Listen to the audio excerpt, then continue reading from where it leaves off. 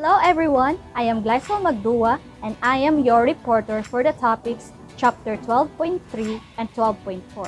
So please listen and bear with me until the end.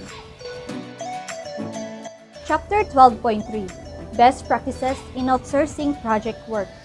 This section describes some of the best practices we have observed being used by firms that excel in project management. These are: first, well-defined requirements and procedures; second, extensive training and team-building activities; third, well-established conflict management processes in place; fourth, frequent review and status update; fifth, co-location when needed; sixth, fair and incentive-laden contracts; and lastly, long-term outsourcing relationships. But don't worry, we will discuss it one by one. Well-defined requirements and procedures. Convincing people from different professions, organizations, and cultures to work together is difficult.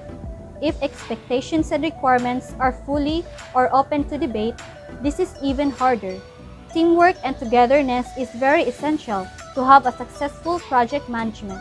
But when it comes in convincing people, it is quite difficult, especially if you came from different organizations, culture, and profession. It becomes harder when discussing the expectations and requirements, so it needs a lot of teamwork to make the dream work. There are 4 strategies for communicating with outsourcers. Number 1. Recognize cultural differences. Realize that not everyone you communicate with shares your assumptions. What is obvious to you is not necessarily obvious to your partner.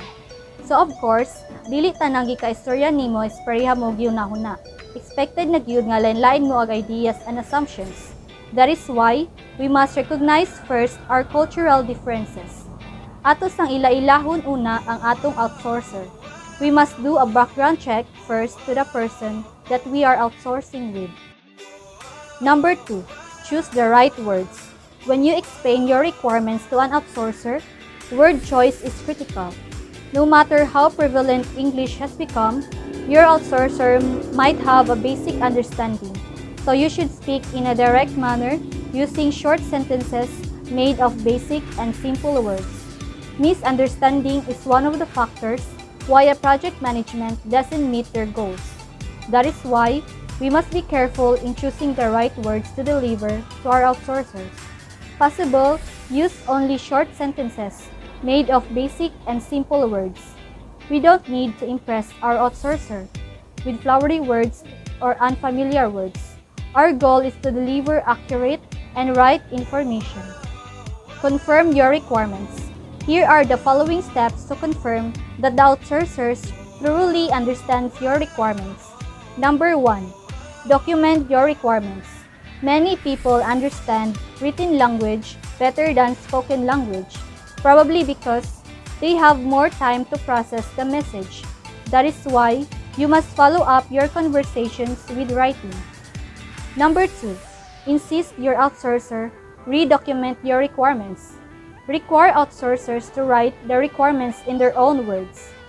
If outsourcers cannot relate to you what you have explained to them, then they didn't understand you. Number 3. Request a prototype or feedback. After the requirements are written, ask the outsourcer to create a prototype for you. This is a safety net to ensure that your wants and needs are positively understood. Lastly, set deadlines. Another important cultural difference relates to schedule and deadlines. To most Americans, a deadline is a set of completion dates. This sets a standardization of having your work completed before the said deadline. This can make a person responsible because it will remind them that they have a responsibility to do. Extensive training and team building activities. They train their personnel to work effectively with people from other organizations and countries. This training is pervasive. The training is augmented by inter-organizational team building sessions designed to forge healthy relationships before the project begins. Trainings and team building activities are a way of having fun time or leisure time, but of course, still related to work. These build healthy relationships among co-workers, and this boosts teamwork and strategies. It enlightens the mind of employees, especially when they are stressed from their work. Well-established conflict management processes in place. Escalation is the primary control mechanism for dealing with and resolving problems. The basic principle is that problems should be resolved at the lowest level within a set time limit, or they are escalated to the next level of management. When there are conflicts in your business or management, it must be resolved quickly so that it will not become more big. That is why we use escalation method to make conflicts resolved. For example, when there are some problems that the lowest level are facing, they will given a set of time, or let's just say, they will given 24 hours to resolve that problem. But if dili nila masolve ang problem within the time nga gihatag sa ilaha, that's the time that the problem will be escalated or ipasa sa next level of management. But if dili na sad masolve sa next level of management, then escalate na sad sa higher level until the problem will be solved. Frequent review and status updates. Project managers and other key personnel from all involved organizations meet on a regular basis to review and assess project performance. There are scheduled times when personnel and project managers meet to discuss reviews and status updates. It might be on a daily basis or monthly basis. Depends upon the project management. It is very important to have this review and status updates because this is where we can see the happenings in our project, how far the project becomes, and what's its problem, and so on. Co-location when needed. Smart companies rent or make available the necessary accommodations so that all key project personnel can work collectively together. Our experience tells us that co-location is critical and well worth the added expense and inconvenience. Co-location is less relevant for independent work that does not require ongoing coordination between professionals from different organizations. There are companies na mangita sila og laing location para adto sila mag-work. There are big companies that travels outside the country to perform their duties and responsibilities and to discuss some important work matters. Fair and incentive-laden contracts. When negotiating contracts, the goal is to reach a fair deal for all involved. Companies recognize that contracts can discourage continuous improvement and innovation. Why? Because nag-base raman sila sa contract. Kung unsay naa sa contract, mao ra sad ilang sundon. But companies that treat contractors as partners consider continuous improvement as a joint effort to eliminate waste and pursue opportunities for cost saving. Long-term outsourcing relationships. There are advantages for establishing a long-term partnership. The first one is reduced administrative costs. Reduced as partners become knowledgeable of their counterparts' legal concerns. So magbinantayon na jud ang mga partners kay knowledgeable naman sila sa consequences sa ilang mga mistakes. The second one is more efficient utilization of resources. Contractors have a known forecast of work while owners are able to concentrate their workforce on core businesses. The third one is it improves communication. As partners gain experience with each other, they develop a common language and perspective, which reduces misunderstanding and enhances collaboration. So long-term partners knows each other very well. That is why ma-reduce na gyud ang mga misunderstandings kay kaila naman nila pag-ayo ang usag-usa. The fourth one is it improves innovation. The partners are able to discuss innovations and associated risks in more open manner and share risks and rewards fairly. As partners, they have a common goal and they share innovative and creative ideas. Lastly, it improves performance. Over time, partners become more familiar with each other's standards and expectations and are able to apply lessons learned from previous projects to current projects. As partners become knowledgeable with each other, there are only small chances of losses and mistakes because as time goes by, their performances are being improved. So let's proceed to the next topic that I will be discussing, which is all about Chapter 12.4, The Art of Negotiating.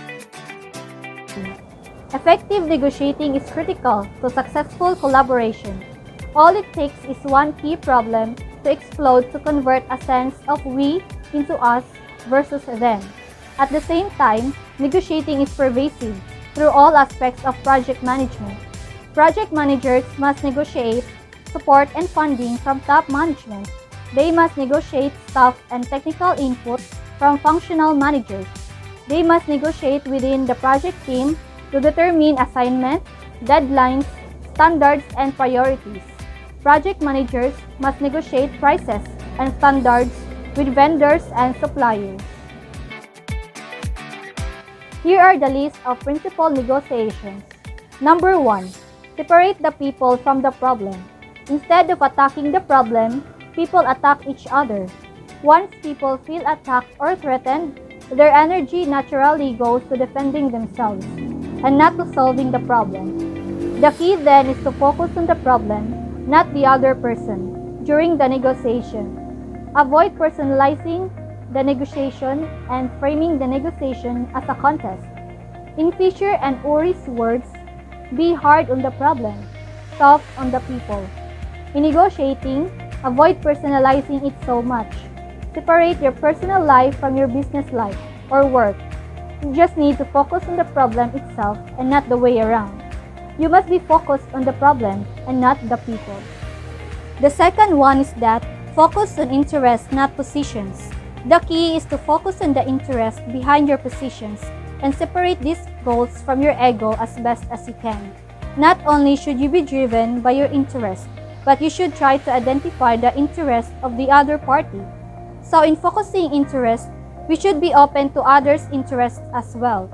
You should also identify and know the interest of your partner on the negotiator so that both of your ideas will be more discussed and tackled. For example, if you say, I'm willing to pay $10,000, but your partner said, no, it will cost $15,000. Or you say, I need it done by Monday, but your partner said, no, that's impossible. We can't have it ready until Wednesday. So by that examples, ask why it will cost so much or why it can't be done by Monday. At the same time, make your interest come alive. Don't just say that it is critical that it be done by Monday. Explain what will happen if it isn't done by Monday. Sometimes when the true interests of both parties are revealed, we can avoid conflict. The third one is that invent options for mutual gain. Once the individuals involved have identified their interests, then they can explore options for mutual gain. This is not easy. Stressful negotiations inhibit creativity and free exchange. What is required is a collaborative brainstorming in which people work together to solve the problem in a way that will lead to a win-win scenario. In gaining mutuality, it's not easy. Why? Because you have different ideas and interests. You have your own creativity and knowledge. That is why collaborative brainstorming is an important factor to have a win-win scenario. Lastly, on the principal negotiation, is that when possible, use objective criteria. Most established industries and professions have developed standards and rules to help deal with the common areas of dispute.